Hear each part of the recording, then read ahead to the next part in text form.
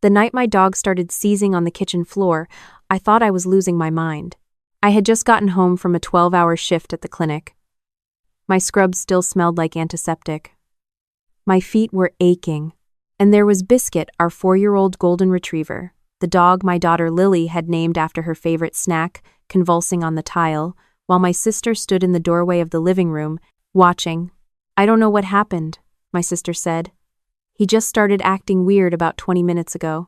I dropped my bag and got on the floor next to Biscuit. His eyes were rolling, his legs were paddling like he was trying to swim somewhere far away from here. I held his head and told him it was okay, even though I had no idea if it was. That was the night everything I thought I knew about my family started to collapse. Let me back up. My name is Rachel. I'm 31 years old. I work as a nurse practitioner at a pediatric urgent care in a suburb outside of Columbus, Ohio. 3 years ago, my husband passed away from a sudden cardiac event. He was 34. There was no warning, no build-up. He kissed me goodbye on a Tuesday morning and never came home. We had been married for 6 years, and our daughter Lily had just turned 7. Grief is strange. It doesn't come in waves the way people describe. It comes in walls, solid, total, and then suddenly not there at all. For the first year I functioned on autopilot. I went to work, I fed Lily, I answered emails. I scheduled playdates.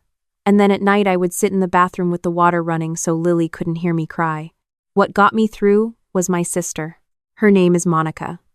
She is 4 years younger than me, and had always been, in the way of younger siblings, the more charming one.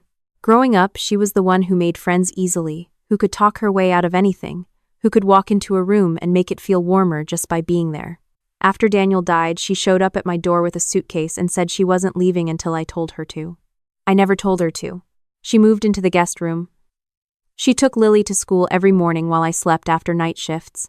She made dinners that Lily actually ate, which was a miracle given that Lily was going through a phase of rejecting anything that wasn't beige. She helped me sort through Daniel's things. She sat with me on the floor of his closet while I smelled his shirts and didn't say anything stupid like he would want you to be happy. She just sat there. I trusted her completely. That's the part I need you to understand before I tell you the rest. I trusted her the way you trust the floor under your feet, not because you've tested it, but because it has never once given you any reason not to. When Daniel died, he left behind a life insurance policy and a house that was nearly paid off. He had also, quietly, set up a trust for Lily. I didn't know all the details. I had a lawyer walk me through it once, and then filed the paperwork somewhere, and tried not to think about it. I knew it was substantial. I knew it existed. And I knew that if anything happened to both Lily and me before she turned 18, the trust would pass to the nearest living family member with legal standing. That nearest living family member was Monica. I am not telling you this to make her the villain of the story before you've had time to form your own opinion. I'm telling you because you need to have the same information I eventually had, arranged in the same brutal order, so you can understand what it felt like to receive it. By last spring, Monica had been living with us for almost 2 years. She had picked up some remote work, something with data entry and scheduling. She was vague about the details, but she wasn't saving much. She mentioned a few times that she'd been looking at apartments, but nothing ever came of it. I didn't push.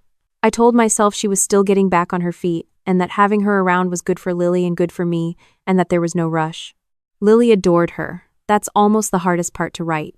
Every morning, Monica would make Lily a little breakfast kit, eggs, fruit, sometimes a small thermos of warm milk with honey packed in a soft-sided cooler bag that Monica had decorated with stickers. Lily called it her special kit and refused to eat breakfast any other way.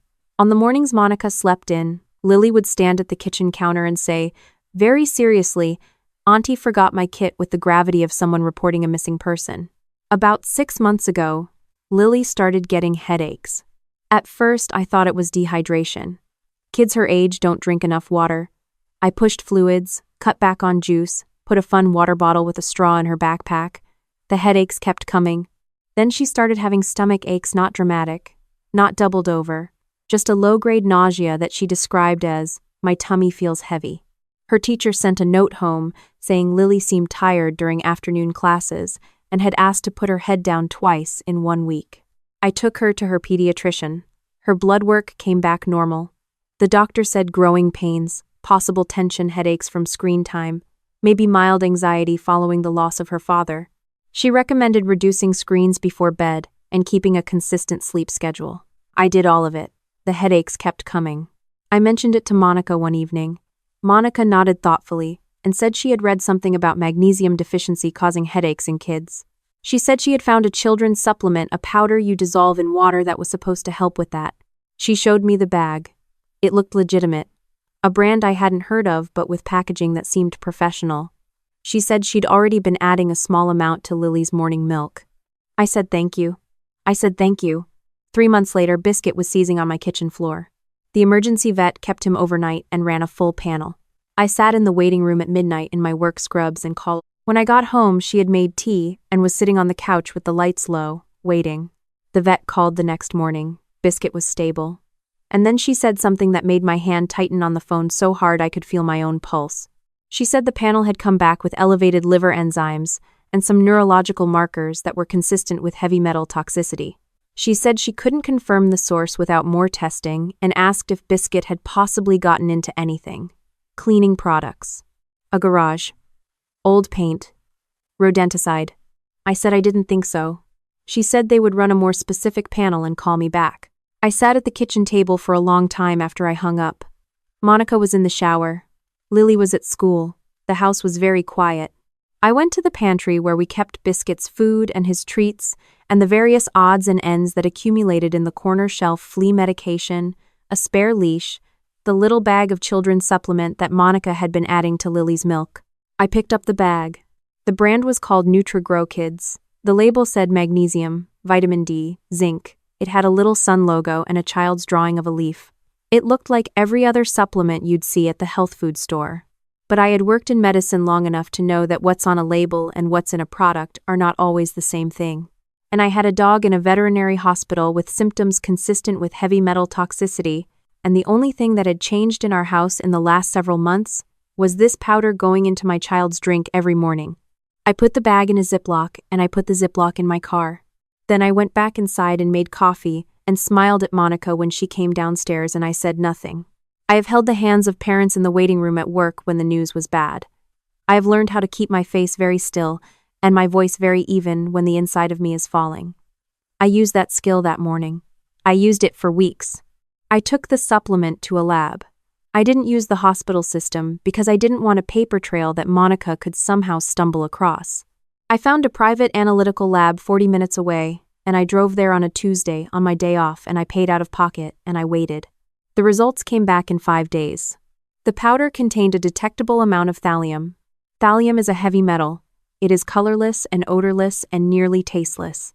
It was used as a rat poison until it was banned in the United States in 1972 because it was too dangerous, too easy to add to food, too slow-acting, too difficult to detect without specific testing.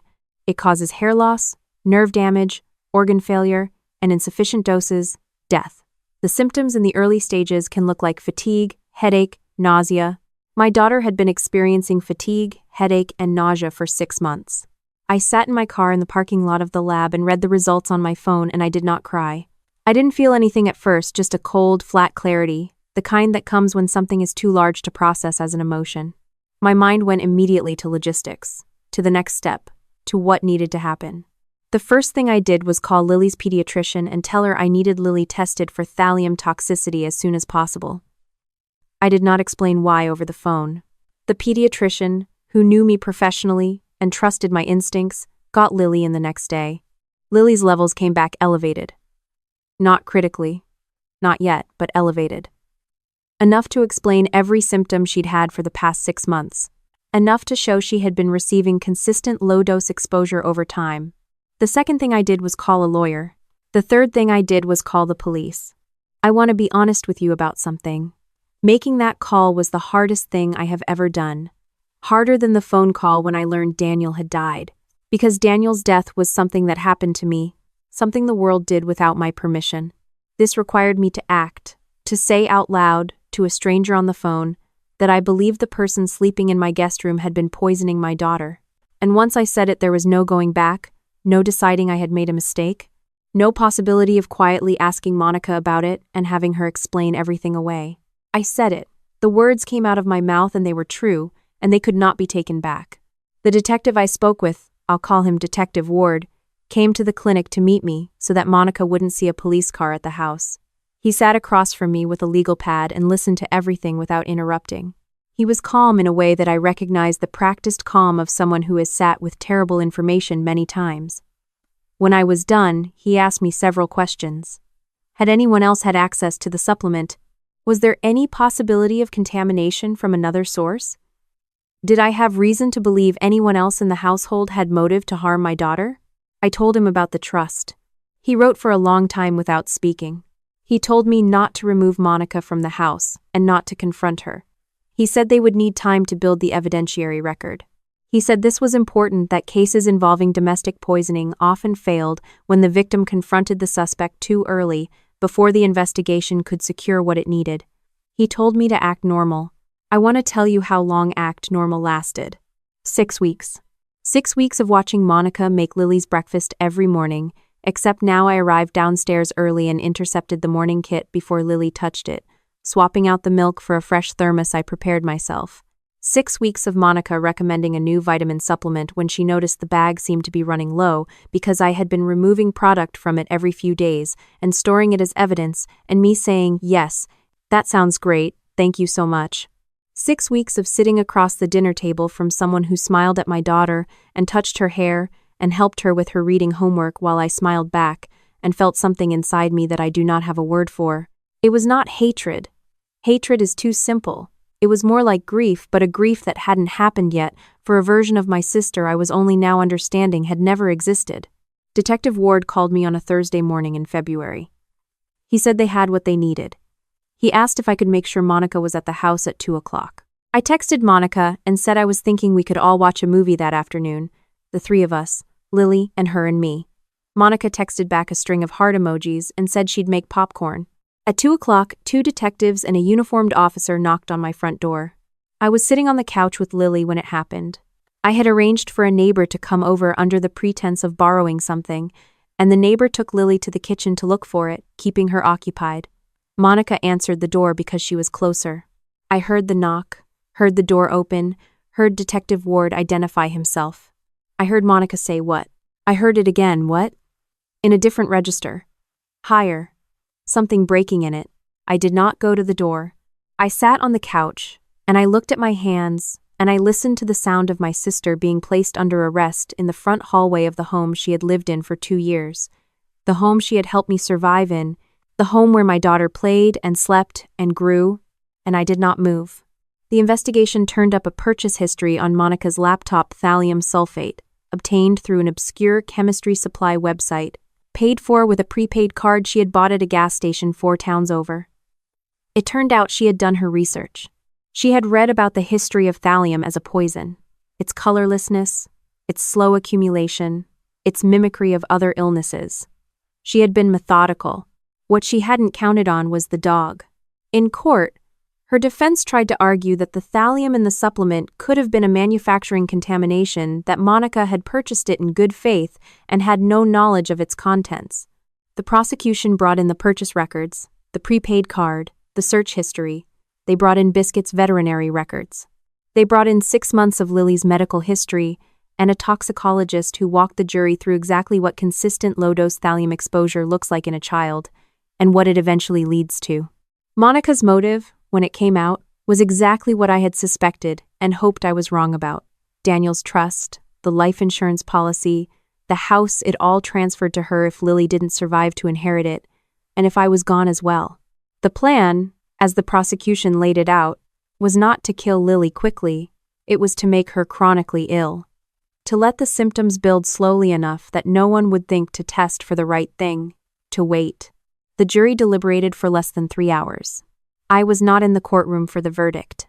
I was in the parking garage outside with Lily, who was sitting on a low concrete wall eating a granola bar and telling me about a book she was reading at school, something about a girl who discovers she has magic.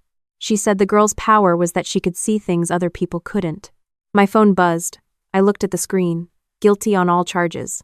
I looked at my daughter, who was swinging her feet against the concrete wall, turning the page of her story with one hand. I put my phone in my pocket. I said, "That sounds like an amazing power." She said, "I know, right? I want that one." I said, "Me too, baby." Lily is doing well. Her thallium levels returned to normal after several months of medical monitoring and treatment. She still gets a checkup every 3 months. And every time the numbers come back clean, I sit in the car afterward and breathe for a minute before I drive home. The headache stopped. The tiredness stopped. She grew 1.5 inches since last spring and informs me about it regularly with great pride.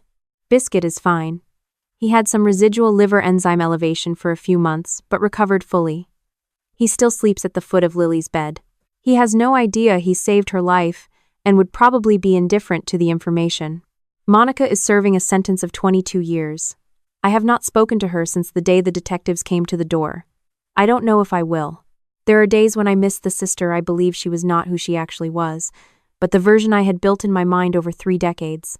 That version helped me survive the worst year of my life, and I have to hold 2 truths at once: that the help was real, and that what came after was also real, and that I cannot resolve those 2 things into something that makes sense.